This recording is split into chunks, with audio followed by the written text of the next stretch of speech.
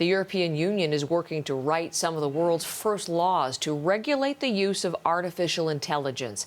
The European Parliament approved the draft text for the AI Act, but there are more steps before it becomes law. Let's go to Hilary Johnstone in Ottawa, who has the very latest on the regulations themselves. What is the EU looking to pass here, Hilary? Well, Heather, they're trying to bring in some of the world's first laws to try and regulate AI, to provide guardrails as well, so that developers know sort of the boundaries in which they can try and operate to continue to advance this technology. Of course, in recent weeks and recent months, we've heard a lot about the risks of AI, in particular generative AI.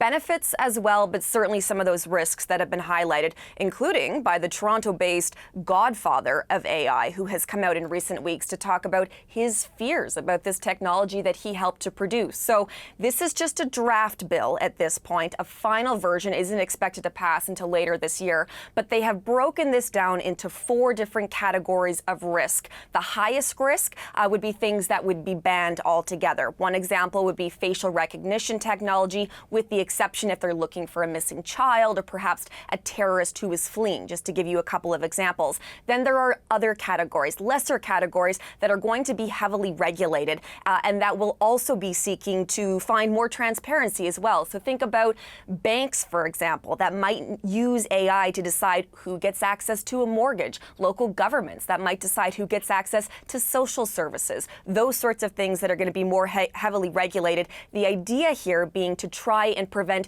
discrimination based on gender, based on sex, based on financial status, and also try and eliminate some of the bias that might be in some of these systems. So here is a little bit more of what we heard from one of those EU policymakers. It is the right time also because hoping that companies will self-regulate is not enough to safeguard our citizens and our societies. And we are now hearing more and more of the digital giants out there fearing their own products. So some of those other categories of risk that are going to be more heavily regulated, that would include infrastructure, so water, electricity, that might use AI technology. That will be more heavily regulated. And then on sort of the low end of the category, lower end of the scale, will be things such as video games that might use AI technology. Those are not going to be regulated. But you can sort of think of this as like what you would need for drug approval, for example, based on the type of drug, different categories of risk, and what sort of transparency, what sort of documentation needs to be provided to the regulator, in this case, Heather, the EU, but coming out here with 4 different categories of risk. Can imagine Canada paying close attention to this, Hilary, and other countries because of, as you say, all these apocalyptic warnings about the speed at which AI is taking over. What needs to happen in this case before the act becomes law?